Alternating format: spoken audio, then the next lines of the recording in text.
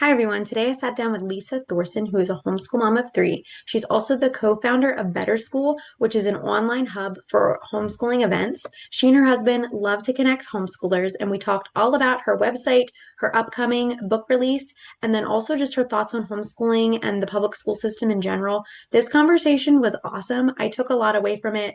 I also asked her some questions about homeschooling in the Northeast specifically, and we talked about cultural changes of homeschooling throughout the United States.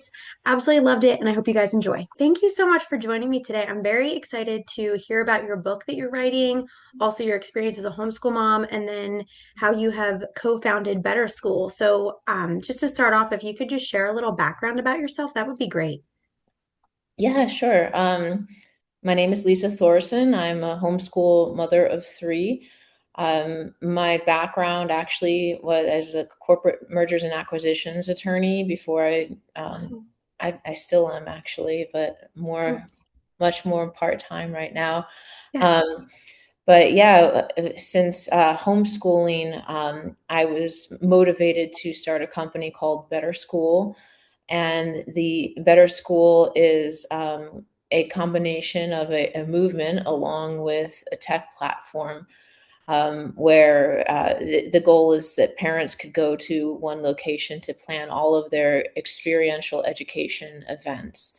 I really am a strong believer in that's why my book's called Experiential Education. I believe that kids learn best when they're out there in the world experiencing things rather than just sitting at home doing books or in a classroom Yeah. reading or doing worksheets. And so that's something that I try to live in my own homeschool with my children. We get out into the world as much as possible, and I write about that and its influence in the book as well. Wow, that's And so, awesome. yeah, I co-founded it with my husband Mark, and Great, yeah. great. So, how did you did you start homeschooling right away, or did you pull your kids out of school? What did that look like? We So my kids have not been in a traditional school. Hmm. My oldest was in a Montessori preschool when we Okay. pulled him out. We didn't intend necessarily to homeschool in the beginning. I was a big advocate for traditional education, to be honest. Yeah. Um, I believed in credentials, and I'm credentialed myself. I've been through many, many years of schooling. And I think what really got to me was well, first of all, my husband was always more an advocate for homeschooling than I Mm. was. I Hmm. don't know Hmm. if he would call it homeschooling, but he was very critical of the existing um, credential Yeah. system. And I think that, Hmm. he thought that there were better ways to learn. He always Hmm. felt like we should be returning to an apprenticeship type Yeah. structure. Hmm. Hmm. So that's, another form of experiential learning. So I would say that he was very much about that from the beginning. We pulled my oldest son out of his preschool because of COVID. Hmm. He was in a preschool for Mandarin Montessori, and he Hmm. was supposed to be learning Mandarin at the same time, Hmm. through Oh, yeah. technique. And when COVID struck, we just knew that wasn't going to be happening. And Yeah. they were covering their faces, keeping the kids apart Mhm. in little circles, and we're like, Yeah. "What? Why are we even doing this?"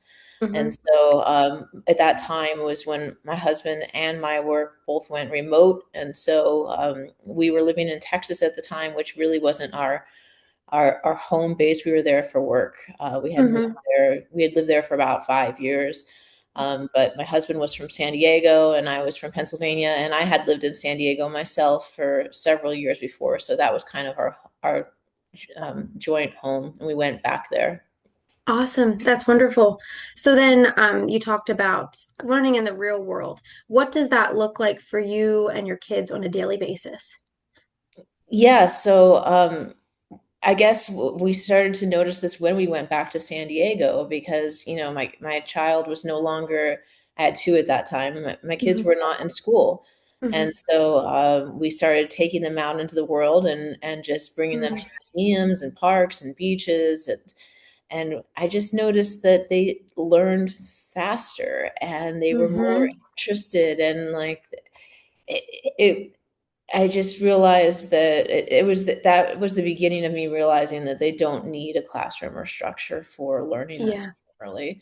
Mm-hmm. Of course, that was like my early conversion to it, and it's only grown stronger since then. Now they are school age, so Mm-hmm. at least two of them are, Yeah. um, and uh, I think they're just they're doing well. So Mhm. it works, right? It works for me. Yeah. I'm not That's right. saying it will work for everybody, but I really do Sure. believe it works because I think it happens for adults too. I learned more in my first, year or two practicing law Mm, than I did in all of law that's school. right. Yeah, I love that. I like that perspective. That's good that we as adults learn. You can go to college, take all the courses. That's what I did. But once you get in the job, I feel like that's where you really learn the skills and the traits that get you to a successful place. So I like that. That's really important that you're doing that with your kids while they're young. So do you use a curriculum or do you like, how do you identify as a homeschooler? Like, do you have a certain style you use? What does that look like for your family? So if you want to go by the strict definition of homeschooling, which is, when they'd have to actually report to a compulsory Sure. education system, Yes. I just finished year 3 of homeschooling of my son Yes. Hmm. and one of homeschooling of my daughter. Awesome. Although I always say that I was a homeschooler from the moment I knew I was going to homeschool, which was Mm. cool, right? Yeah, I love So that. it's It's more great. like 5 years. That's Um, great. yeah, I think when I first started, I felt drawn towards more of a curriculum, although I Mhm. never, went full force into curriculum. I was using what I could find online. Sure. I, but now I'm less inclined to do that, to be honest. Yeah, no, that's good. That's Yeah, I good. know, some curriculums work for some people. I like math with Sure. confidence for my daughter. Hmm. Hmm. It's great. Just because it just fits her personality really well. Hmm. Yeah. So basically, as far as subjects, I usually just do basically math and English for like sit Hmm. down subjects, and then the rest through Yeah. experiences. Oh, that's great. Occasionally, I'll like throw in another subject with like a workbook if they're really into that subject, but Yeah, for the most part, it's math and English. And it's great. I use Beast Academy for my older son because he liked Hmm. comic books. Yeah, that's great. Math with confidence because my daughter is just she just keeps going, right? She's just like Hmm. well, and I really like how it just repeats, and Great. like for a self-directed learner like she is, Mm. Yeah. it has a really good cadence to it. Oh, that's awesome. So then you did talk a little bit about your husband being pro homeschooling. How did he kind of find that perspective? I think he's very cautious about trusting institutions in general. Mm-hmm. I think Yeah. that education is just one of one of the many systems he Yeah. doesn't trust. I get that. Um, I think he saw, he always felt like he's the type of person that likes to be working, right? He likes to be Hmm. working with his hands. He hates things that feels like busy work, right? Yeah. Hmm. And a lot of school is that, Yeah. it's just, they want you to do meaningless work and get rewarded with letters and stars, right? Yeah. And Yeah. 100%. he just wanted to build. And he felt after high school that, he had already jumped through all the hoops. And then when he went to college and felt like it was the same thing over again, he just Mm. thought, why am I doing this? I want to be out in the world, experiencing the world and building Yeah. and building a career and learning a real skill. And instead I'm, stuck taking gen eds. Yes, yes, and wasting so much money on those gen eds. I did that. Yes, Yeah. that's good. Yeah, that there's. I think that's something David, our founder, is a big proponent of. Like you can take a trade if that's your skill set, entrepreneurship, running a business. So I think that's great that your husband also has that perspective of doing something different, even if it's not considered quote unquote normal. I think that's really good. So then to kind of jump into better school a little bit. I know we touched on this a little bit already, but how did that kind of come into being? And what kind of inspired you to take the leap to start it? It was planning my own events for my kids. Mm-hmm. So when I first got into the homeschooling world, I was really struck by how many moms kind of jumped in and planned Yeah. things. I feel like Mm-hmm. all homeschool moms are doing something, right? And not just Right. homeschooling their kids, but they're running a club or an organization, or they're planning field trips, or just it's just amazing to me, honestly. Mm-hmm. And Yeah. I started to do that myself. I started to plan experiences for my kids because I wanted them to direct their learning. And so I'd ask them, what do you want to learn about? What do you want to Mm-hmm. do? And when we were on the road, when they were young, I would plan things. That's how it started. I would plan things based on what they wanted to learn. When we Mm-hmm. went out to California, I'd ask them, well, what do you want to learn about? And Yeah. my older son always wanted to see how like machines work and how processes work. Mm. So Oh, that's we great. go to like factories, or build Yeah. with Legos and stuff. But then eventually, once we ended up moving back to Pennsylvania to be near my parents, and my third was born. And so we weren't doing everything on the road, which made me start to realize I need to plan my own events, right? I Yeah. can't just rely on being, traveling around and going to the new museums, because when you're in one Mm-hmm. place, you have to get Yeah. creative. That's right. Yeah. And so I started to, and also it was a realization that once we settled down in one place, that my kids were at an age where they wanted to go to an event with other children too. Mm-hmm. Yeah. When we were young, it was just us as a family going out, and now we were kind of settled in one location, and Mm-hmm. I had to get creative and plan the events. And I saw other mothers doing this, and it inspired me. And so I started planning field trips and experiences and inviting the community out to it. And the activities got popular, and Mm-hmm. people started getting larger followings. And I started planning more ambitious events, and Yeah. I started getting people coming out from other states. I live in Pennsylvania, so we started getting New Jersey people and Maryland people, Awesome. Delaware people, and they Love it. started to ask me, "Well, how can I find out about your other events? Mm-hmm. Where are you posting these events? We want to know." And so I started a website, basically a Facebook group called Chester County Homeschool Events. That's what it started as. And then it grew into Pennsylvania Homeschool Events because we were traveling more around the state. Yeah. Then Delaware Homeschool Events and Maryland Homeschool Events and all those things. And that it just started as a bunch of Facebook groups, honestly, That's local amazing. myself. Now we have them in all 50 states. And our membership in all of the groups is over 350,000. Wow, that's awesome. And so you said I'm actually from Pennsylvania too. I'm northeastern. So you're Chester County. Is that near Philly? Yeah, it is Okay. near. It's in that Yeah. corner. Yeah, so I'm towards, if you've heard of Lewisburg, I'm about 15 minutes from there, Okay. and about an hour north of Harrisburg. Yeah, I know where that is. Yeah, yeah. That's super cool. So, from where you're at, this is more of a location-based question, but do you feel like there's a big homeschool population where you are in Chester County? Um, yes and no. Uh, Comparative to the rest of the country, it's not a dense homeschooling region, but Hmm. I mean, Yeah. we have a tight-knit community here, and I've never Oh, felt that's great. alone in it. Oh, that's awesome. Now that since Better School's grown so much, we don't stay in Pennsylvania all year, and also because my youngest has grown. So this That's enables awesome. me to travel a lot. And so we're on the That's great. road now again, and we spend about half the year on the road. So I Nice. have a lot of insight into the homeschooling communities around the country, not just in Mhm. Pennsylvania anymore. Yeah.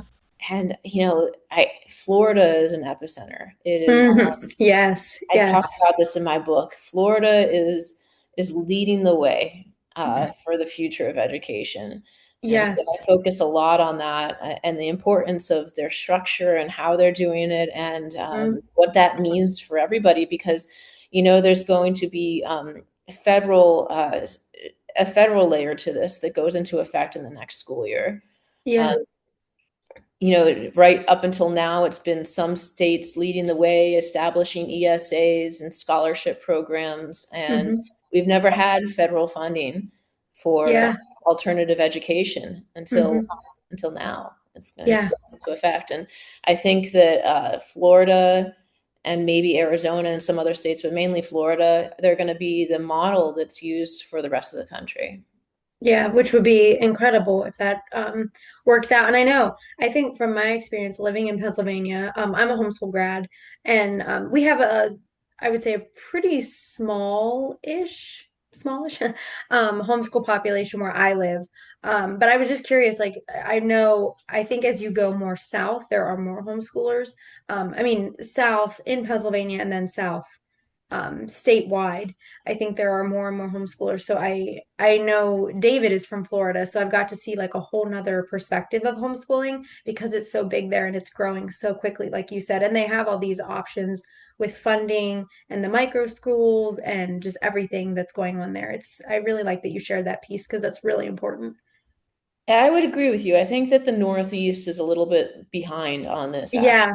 I think Mm-hmm. just because, I noticed this in my own life that the Northeast is very much into the credential system, Yes, they're all about 100%. going to the Ivies and like, yeah, everyone, Yes, yeah, I don't know, they're just so entrenched in that culture. I agree. And Hmm. because of that, they're missing out on the future of education, to be honest, because Yes. they Yeah. are so traditional in that way. Yeah, I'll pick your brain a little bit now that you said that. Why do you think that is? Because that's something I've wondered. Like saying I'm homeschooled got a lot of negative feedback. And now that I work for a homeschooling organization, that also gets a lot of negative feedback. So why do you think people are closed off in this area to alternative education? I think that the Northeast has prided itself on the credential system. So in my Hmm. book, I talk about the history of education and how it started out as what we know as our current school model Hmm.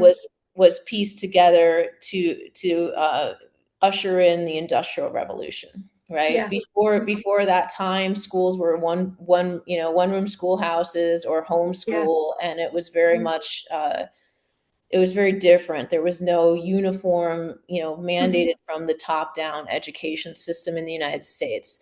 Yeah. And then once the Industrial Revolution required a mass amount of basically workers that could be on an assembly line. I was about to say skilled workers, but not Yeah. exactly. What they wanted was uniform thinkers, the people who could Hmm. follow 100%. orders and listen to instructions, and that were minimally educated in order to do that, right? Hmm. And so they started the centralized school system here, and that eventually evolved once we sent all of our factory work overseas. Yeah. It was replaced by something very similar, which is the credentialing system. Hmm. Hmm. Under the credentialing system, you still needed to produce what I call in my book molds of people, right? So like a Yep. factory mold is, you work on Hmm. an assembly line, or you're doing, you're a machinist. But with the credential mold, you're an accountant, you're a lawyer, you're an Yes. HR.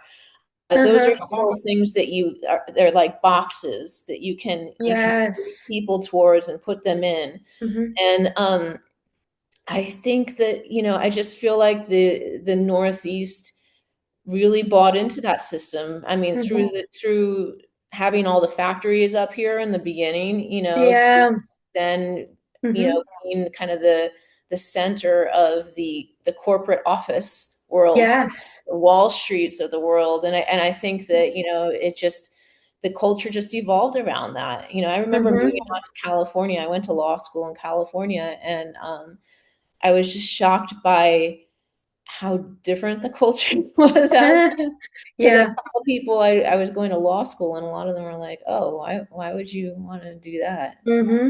Hmm. Yes. And I thought, well, what do you mean? What do everybody does this, right? Everybody Yeah. goes to college. Everyone gets their graduate degree. Like that was Hmm. always that was the baseline expectation Yeah.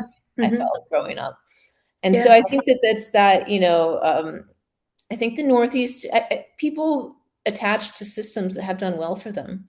You know, Mm-hmm. the Yeah. Northeast has done well as it was an industrialized economy. And then it became, like I said, the corporate offices of the world were all up here. And I think people thought, Yeah. well, it worked for me, it worked for my grandparents. Why wouldn't it work for Uh-huh. my children? Why would you do anything different? And Yeah. in the South, you had more, agricultural based societies and Yeah. tourism based societies. And Mhm. they weren't, I mean, I'm kind of answering this on the fly because I had to think about it, but No, no, it's great. I'm so for glad to have this sure, conversation. I've seen it play out, and I think you're right. I think it's just part of the culture. Yeah. So they're very, but you know what? They're going to get caught up in this if they don't change, because what's happening is AI is going to take these credential jobs Yep. faster than any other job. Mm-hmm. Yes. It's going to take it Yeah. before tourism. It's going to take it before agriculture. It's going to take it Mm-hmm. before the trades. And Yeah. so if they don't, pivot fast, Yeah. it's going to be a brutal wake up call. Yeah, no, and I think that's so interesting. My parents and I recently just took a trip to Shamokin, which, if you haven't been there, that's an eye opener.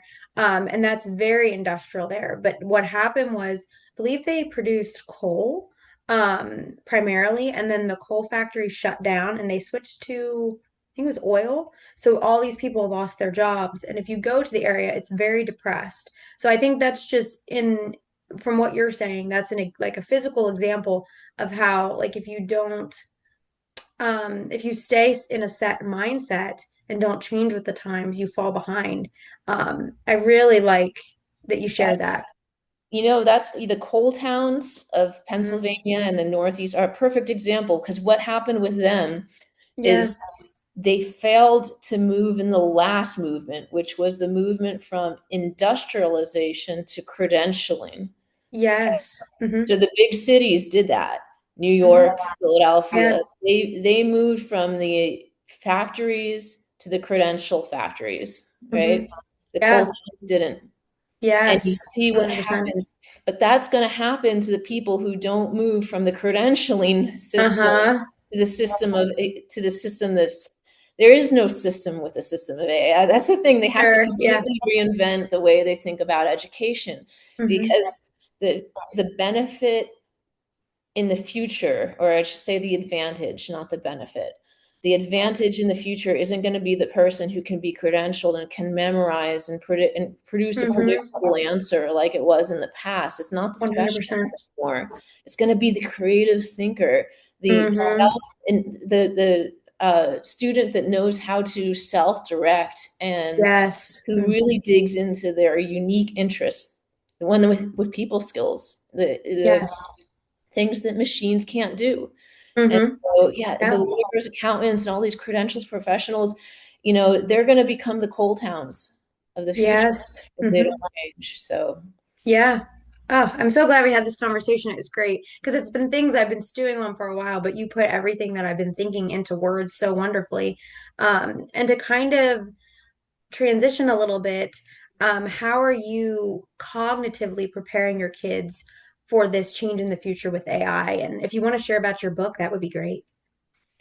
yeah, so I think here's the thing. We have to rethink about how education is entirely. Like, Hmm. this is it's going to be a much harder change than it was going from the factory system to the credentialing system, because Yeah. both of those systems still, you could still follow instructions and fit into a mold. Yeah. You could produce them to some degree top down. um, Hmm. the future will not be able you won't be able to produce it top down.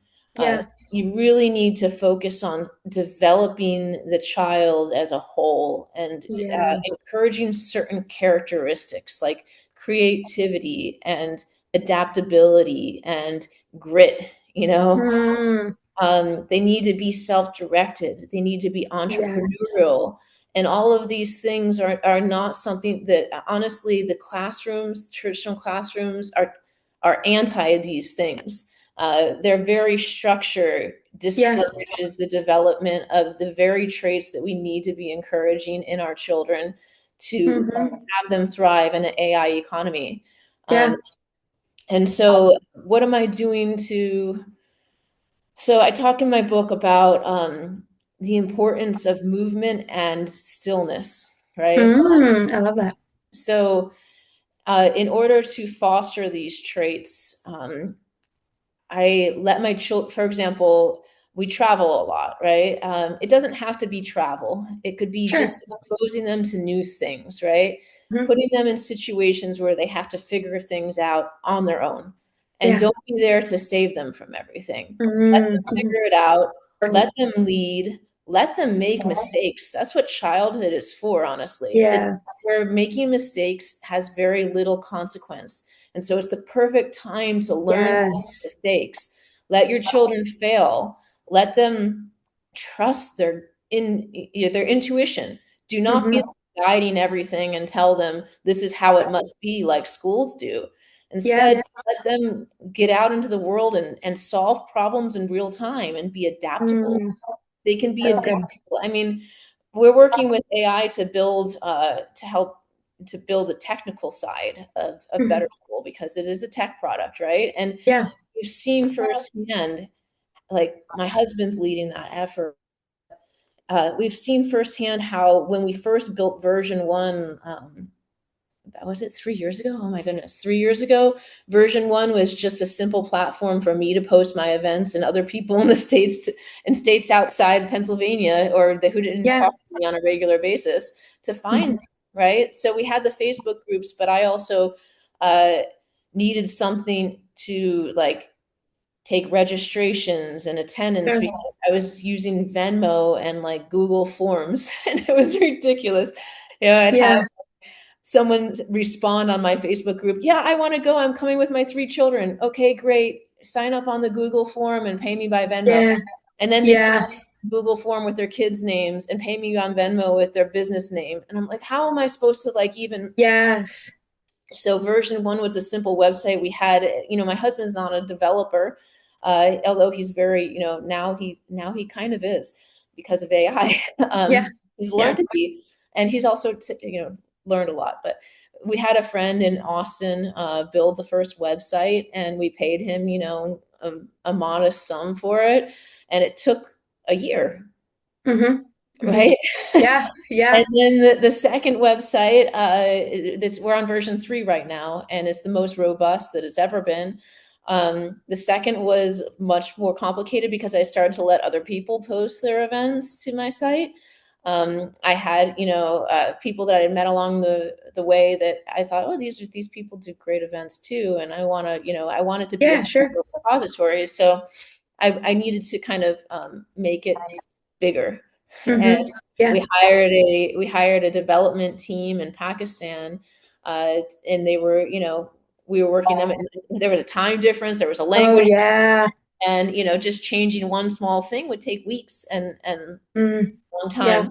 The reason I'm talking about this, I kind of veered off course, No, that's was okay. because now with version 3, we initially had a third technical co-founder that we brought on about 6 or 7 months ago, and we thought we were going to rely heavily on him.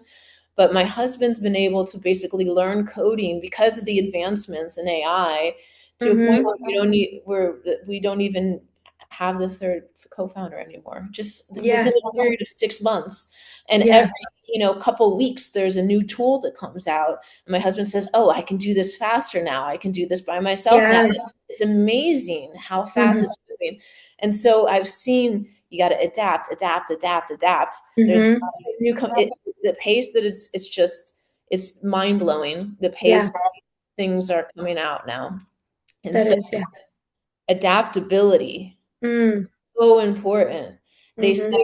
children are going to have like 14 careers now in their lifetime, something like that. Wow. Quote me on the number. I have the Yeah. exact Sure. in my book where I could actually like make sure, Yeah. Yeah.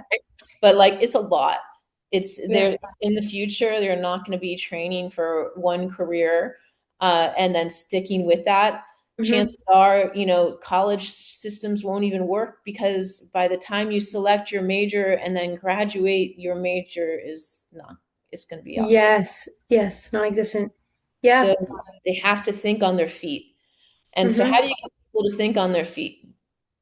Well, you throw them out into the world and say, figure it out, right? Yeah. Which is Yeah. why I love travel, right? Our plane Yeah. gets plane gets canceled. Oh, we have to, stay in this city tonight, right? Like, Hmm. we have to change flights, or, this place is closed, or travel and event planning. That's how I show Yeah. my chaos. Yes. Hmm. And they have to figure out how, and they see me figuring it out. And they see, okay, mama's dealing with this crazy thing that happened last minute when 200 people are showing up. She can Yeah. deal with it. We're here dealing with it. We think on our Mhm. feet, Yeah. you know? That's great. No, that's so important. And I think like what you were saying with I mean, having to think on your feet and even just being able to simply prompt it, like sending something in, like, how can I say this better so it'll understand what I want, or how can I get a better result? That critical thinking and, like you said, adaptability is so important. Yeah. And so there's another side of that I talk about, and that is to foster. So the constant movement and thinking on your feet fosters one of the skills, which is the adaptability, or the ability to change with time. Mm, Um, the other side of that's creativity. And yeah. I think creativity needs almost the exact opposite circumstances. Hmm. Um, Creativity needs downtime.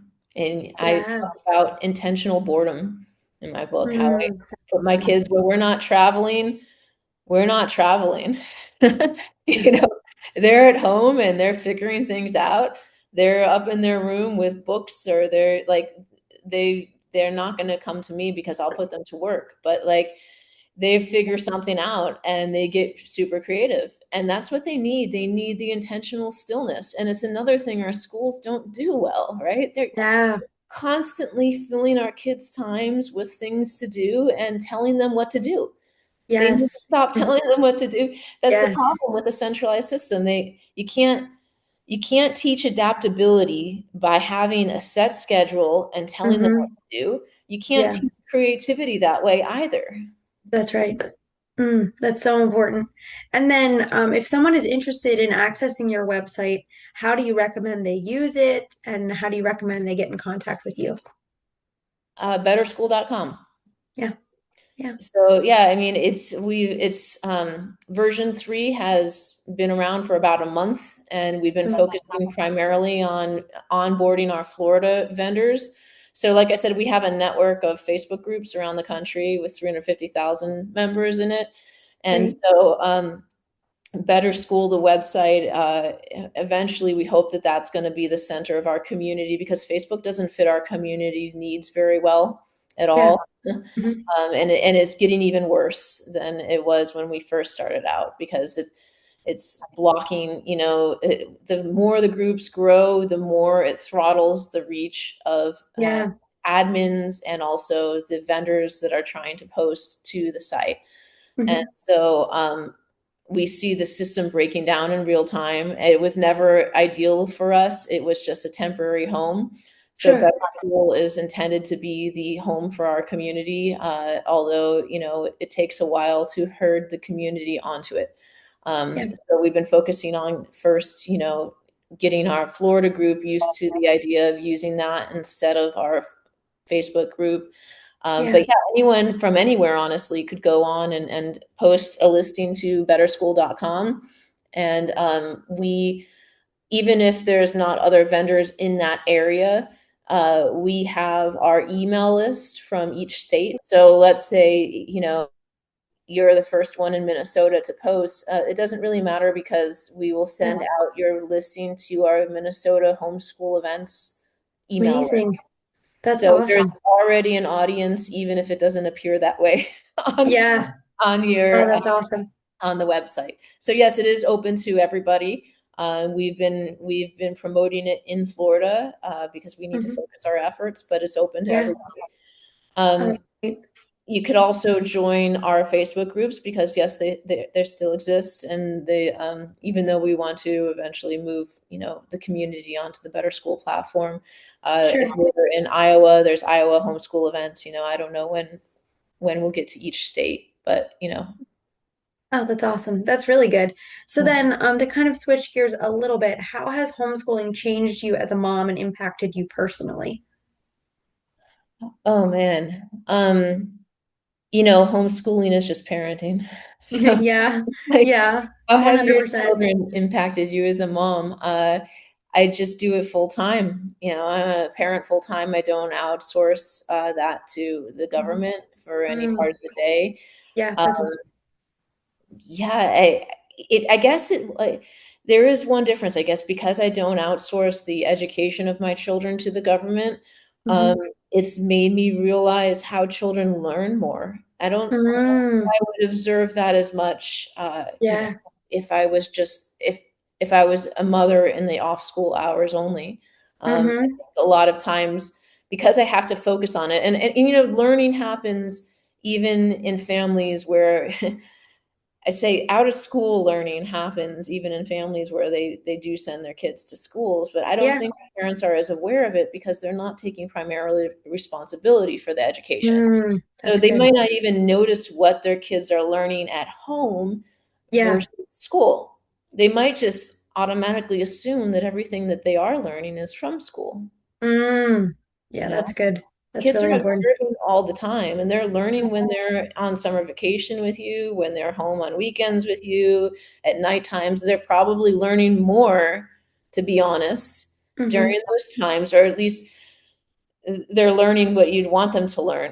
They're learning a lot of stuff at school that you probably don't want them to learn. Yeah, that's true. Yeah. Yeah, so um, I guess it was just some more awareness because I Mm. was not sending my children somewhere else and assuming that that's where their learning was taking place. A more Yeah. just a deeper awareness of how they're learning all the time and Mm. how I orchestrate that. Yeah. Because one of the things I say in my book that shocked me as a schooling mother, was that my children are learning all the time and not primarily from me. Oh, that's good. Yeah, so like Yeah. people think, oh, the homeschool mom is the sole teacher, right? Right. And a lot of people criticize homeschooling because of that. They're like, how can one person provide the education for a child? My children are not learning just from me. Yeah. I'm orchestrating and coordinating the environment in which they learn.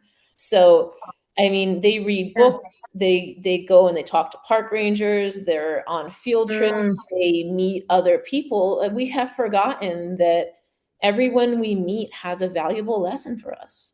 Oh, that's good. And Yeah. so they are learning from other people. They're learning from other children. They are learning from experiences. They are learning from books. They're learning from other adults.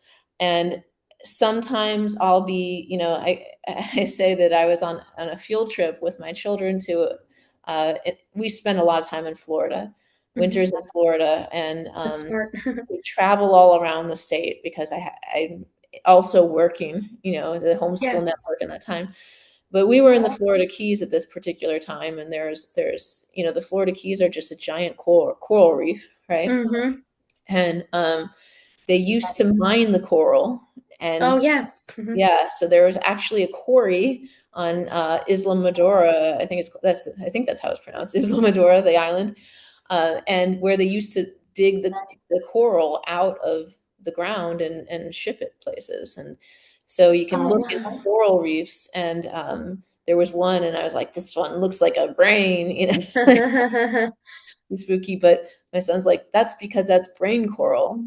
And I'm like, okay, well, I never taught you that. Where did that knowledge come from? And the park ranger was like, yeah, that's what it's called. It's called brain coral. I'm like, okay. Oh So my what I'm trying to get at to highlight Yeah. that small story was that didn't come from me. The source Hmm. of knowledge doesn't always come from me. In fact, frequently it does. Mm. And so we got to get kids back into the mindset of their learning around from the world. I think Yeah. we've just grown blind to that, and we haven't realized that is potential. Yeah. That's so important. I love that you share that. Yeah, that's really vital. And then just to kind of transition a little bit, how would you explain a little bit about your state by state guides? I saw you have them on betterschool.com. So I just kind of wanted to touch on that because I feel like that's a pretty big concern for a lot of people who are interested in homeschooling. Like, how do I do it with my state? How does that work? So if you could dig a little deeper into that, that would be great. Yeah, so there is plenty of information. Betterschool.com is just one source of information on this. It's a consolidated source, so that's helpful.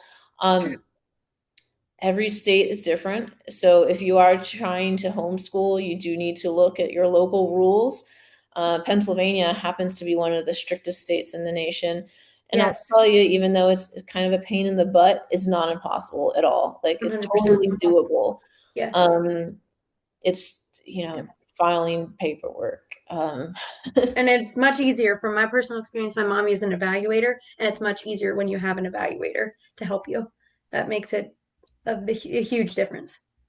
Yeah, I think it eases your mind, especially as a new homeschooling parent. I mean, at this point in my life, to be honest, I don't feel like I need an evaluator. Right, But like right. the first year, I think it was helpful because I was like, Yeah, am I doing this right? Am I messing up? There's a lot of yes. anxiety in that. Hmm. Hmm. Um, but yeah, you learn how to do it. Hmm. You get comfortable doing it, and then you start to question the very foundations of education and how our system works. I Yeah. guess getting back to the repository of state guidelines on Better School, there's also Hillsta. Hmm. I Yes. recommend joining them because they have done Yes. so much for homeschooling and they continue to fight for homeschooling. Uh, Yes.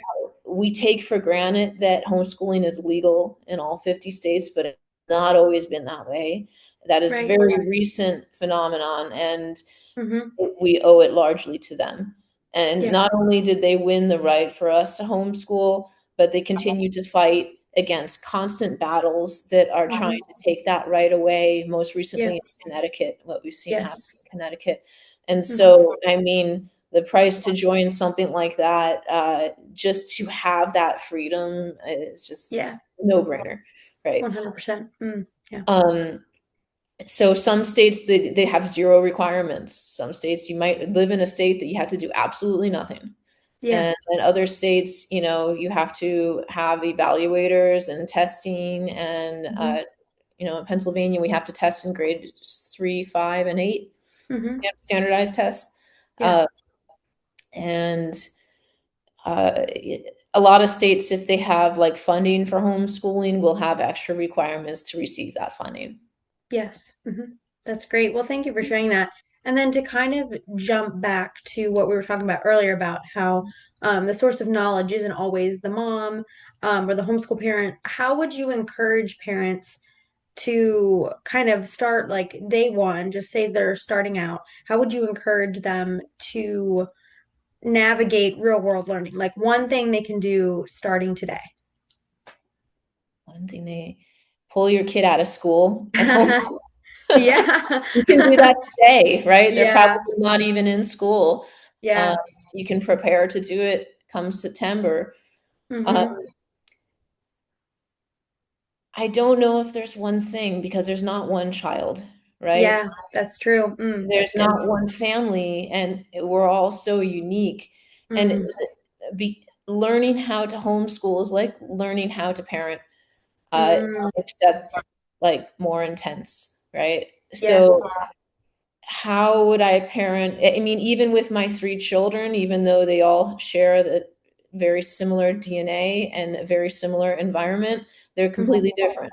And Yeah. so what works with my older son was not going to work with my youngest daughter.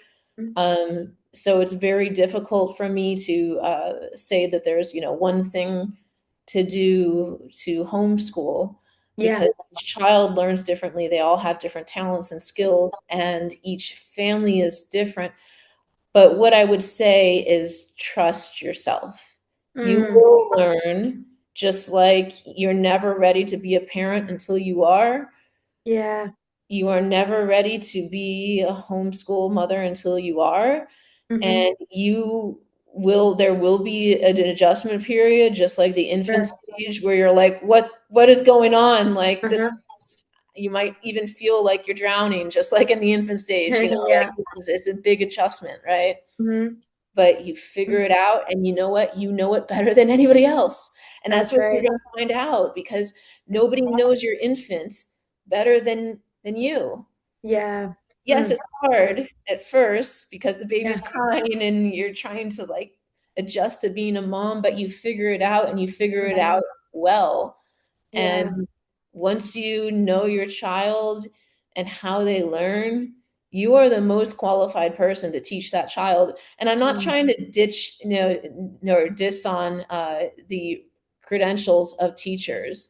Teachers are Sure. essential to teach large groups of children in a uniform way, like our school system has. Hmm. And Hmm. that is a specialized skill, but Yeah. it's not a 4-year degree in your child. It's not Yeah. teaching a unique education catered towards your child that's centered on your child. That's a different skill set. That's the Yeah. homeschooling skill set, and that's not the skill set that teachers are credentialed in.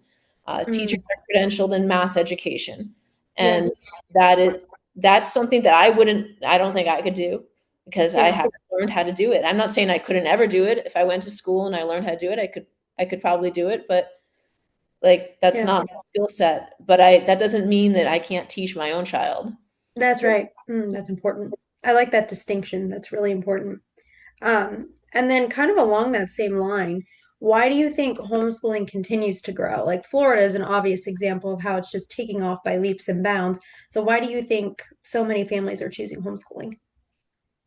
Yeah, Florida has, ignited so homeschooling's been growing since even before COVID. It was growing Hmm. slowly before COVID. Yeah. Then it doubled in size in COVID. Well, it went more than doubled in size during COVID, but then it kind of tampered back down a little bit, but it never returned to the base level that it was before COVID. Hmm. So I think people saw during COVID that I guess they really got an insight into the school system, and they Yeah, also got most an importantly. insight into life with their child at home. Hmm. Some of them chose to do real homeschooling then. In, Yeah. in my book, I talk about how there was also, the mistake of believing that what they did during COVID was homeschooling. It was Hmm. not. It was 100%. traditional education broadcast to the home, and that Yes. doesn't work very well. And homeschooling mothers know that that's not homeschooling. 100%. But some people during that time decided to actually step in and be homeschoolers. Hmm. Yeah. And the distinction is a mother or a father, let's be honest, it's mostly the mother, Yeah. stepping in and personalizing the education around the child. It's child-centric education, it's child-led education. It's not teacher-led education from across the screen. Right? Yeah. So that is Yeah. the difference, right? If it's Yeah, teacher-led that is. education across the screen, that's not homeschooling. I'm not saying you can't supplement with an online tutor. Sure. But that's because that's chosen through a curation that the mother usually, I'm going to say mother. Mm. I know there's homeschool dads, I love you. Uh, I'm going to say mother though, just to be, 95% accurate. Um, Yeah. it's chosen by the mom. There was the COVID bump, right? Hmm. Hmm. But it's still growing. And you Hmm. can't explain that by the COVID bump. COVID bump was just it was just like one of the things that accelerated it. Why Yeah. is it still growing? Well, it's still growing in states like Florida and Arizona and now Texas, because Hmm. the states are finally putting the fire of money underneath it, right? Like Yes. that's always going to grow a fire. I shouldn't say the fire. They're throwing money into the fire, and it's getting big. Yes. Um, Hmm. but then, it's still growing at a slower rate in places that aren't doing that too. And I Yeah. think that's because we're seeing the institutional failure of our existing education system is becoming Hmm. like, and I always have to hedge myself when I talk about this, because I don't believe it's the teacher's faults, and I don't want to Yeah. sound like I'm dissing teachers, but the system is Yeah. breaking down because the system no longer fits the needs of the children, and it no longer Hmm. fits. It's like I'm not blaming the horse for the failure of the horse and buggy. Sure. Yeah, no, I get what you mean. Yeah, that's a good analogy. Yeah. Yeah, but the system's becoming outdated. It no longer the needs of our children. Mm-hmm. and we're seeing it break down in Mm-hmm. real time. And I think parents, even in states like Pennsylvania, where homeschooling just means extra paperwork and no benefit, parents are still seeing our schools aren't working. I need to Mm-hmm. do something about this. Yes. I think that a lot of them are sending their kids to charter schools or private schools. That might also be another form of this. But we're Mm-hmm. seeing an exodus from the public school system because that's so obvious it's not working anymore. I think people are moving to the private school system thinking that it's going to be better. But Yeah. I'd argue that that's just a temporary fix because it's 100% a Band-Aid. top-down education. Mm-hmm. Um, there are some schools, there's maybe a handful of schools I would consider sending my children to, and Yeah. they are schools that are taking a revolutionary approach to education. They are not Mm-hmm. doing the old system, like I talk about in my book, Alpha School. Oh, In yeah. You've heard of it? Yeah, I have. Mm-hmm. Is Okay, that in Florida or is it nationwide? it's becoming nationwide, but it Okay. started in Texas. Oh, okay. Okay. Okay, That's so awesome. it's basically expensive homeschooling. I don't want to like diss it because it's phenomenal, and I really believe Sure, it's the yeah. future of education Mm-hmm. for people who can't educate on their own, because the truth is not everyone can homeschool, right? Yeah, that's right. It's physically impossible or practically impossible for some people to do it. Mm-hmm. And so we need to create a system that offers something for everybody. And Yeah. a lot of homeschoolers are against ESAs and funding because they're afraid that it's gonna it's gonna take choice away from parents, right? Sure. And it's gonna be Mm-hmm. used for control, and that's a legitimate fear, right? And I'm glad Yeah. that people like Hillstar are fighting to make sure that it's always optional, right? So Mm-hmm. ESAs and stuff like that need to be optional. Yeah. So if you don't take the money, you're not subject to any of the strings. But Mm-hmm. for people who can't homeschool on their own, who can't afford to do it on their own, we still need to offer some sort of system that's different than our existing system, because our existing system is a sinking boat. And Mm-hmm. that's why I support ESAs, right? Yeah. And these types of alternative school choice funding, um, Mm-hmm. and alternative schools like Alpha, but Alpha is super expensive, right? Yeah. I mean, they charge up to I think $75,000 a year. Okay. Mm-hmm. But what Yeah. the kids are getting is essentially the homeschool model. They're using AI as tutors for 2 hours a day in the Wow. basic subjects, and then Mm-hmm. beyond that, they are using in real world experiences. They're out, on field trips. They're Mm. talking to mentors. They're doing group projects. They're doing all sorts of cool stuff, starting businesses, and Love uh, it. it's amazing.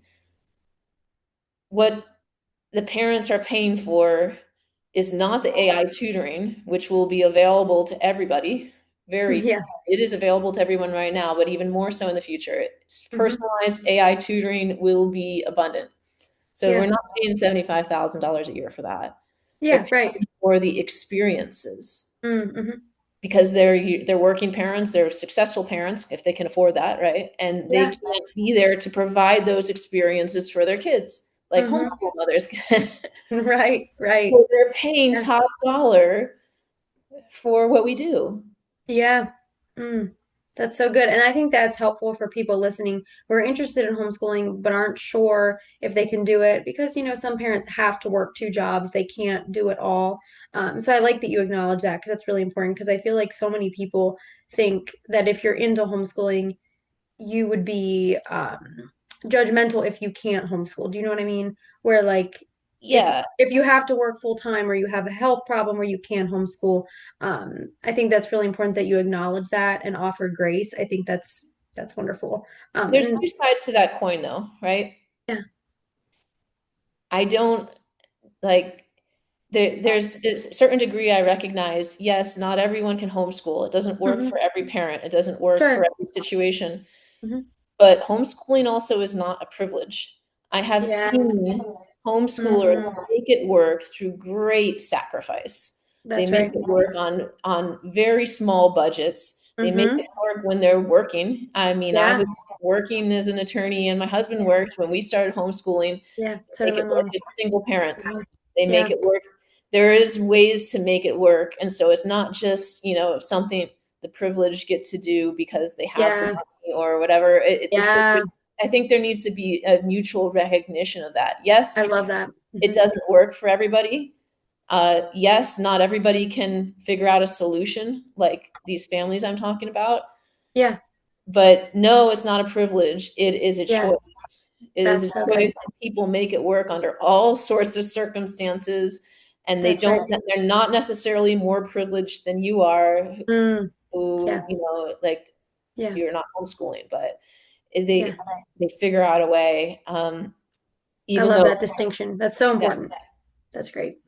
And then just to kind of wrap up a little bit, how can people find Better School? I know you said the website is betterschool.com, and then you said you have the Facebook groups. Is there anywhere else you're located? And then if you want to share like how they can get in contact with you or your husband. Lisa at betterschool.com, Mark at betterschool.com. The website is the main way to reach us, Wonderful. but or the Facebook groups. But also, my book is going to come out in about Yeah. less than a month, I'm hoping. Wonderful. Wonderful. So if you go to our website, there is a place you can sign up for the book in advance, Oh, great. email in, and yeah, you can read about that and what we're doing. Like I said, Better School is not just a tech platform. The tech platform is there to support a broader Sure. movement. It's really a movement about where we see education going and Mhm. how I talk about in the book how everybody kind of comes together with their own calling.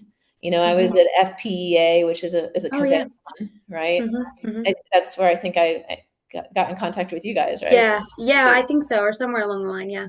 Yeah, I think I may have met your husband or Maybe David or Jay, oh, okay. possibly. Yeah.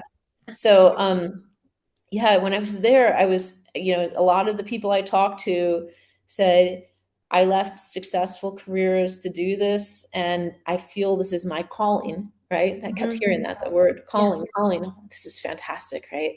Hmm. Because people have this idea that if there wasn't some centralized uh, government organization telling someone, you teach English and you teach Yeah. gym and you teach, history, that somehow it wouldn't happen. Yeah. But that's not how it works. Somehow Hmm. everyone gets their own little piece of a greater calling, and they're Yeah. building this huge ecosystem of alternative education, and everyone's stepping up to do their piece. Yes. And Yeah. I saw a guy there. He just does gym classes, but he Hmm. is the most enthusiastic gym teacher you could imagine because he loves it, because he's called to do it. He's Yes. filling a job. It's not just a Hmm. job to him. And Yeah. I saw like two or three generation families stop by and take pictures with him because he was Ah, their so coach. He's their cool. children's coach. That's just one example, I right? love that. There were Mm. thousands, and everyone's stepping forward and filling a position where they feel they're uniquely qualified to fill that little niche, right? Like that Yeah. piece of the puzzle. Better Hmm. School technology platform is my little piece of the puzzle, but it's a piece of a puzzle of a much thing that's way bigger than you and I, right? Yeah. It's huge. 100%. And so, yes, it is a technology platform, and I hope people use it. I'm not trying to like say it's anything that is less than what it is, Sure, but sure. it is one piece of a larger puzzle. It is a discovery layer.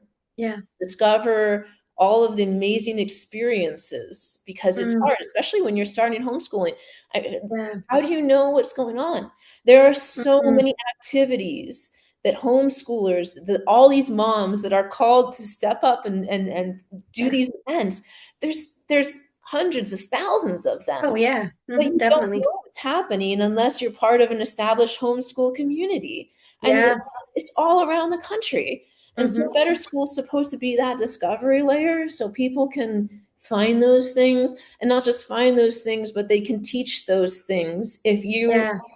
are someone who's willing to step up and be that teacher or that organizer, but you don't know how to reach the community.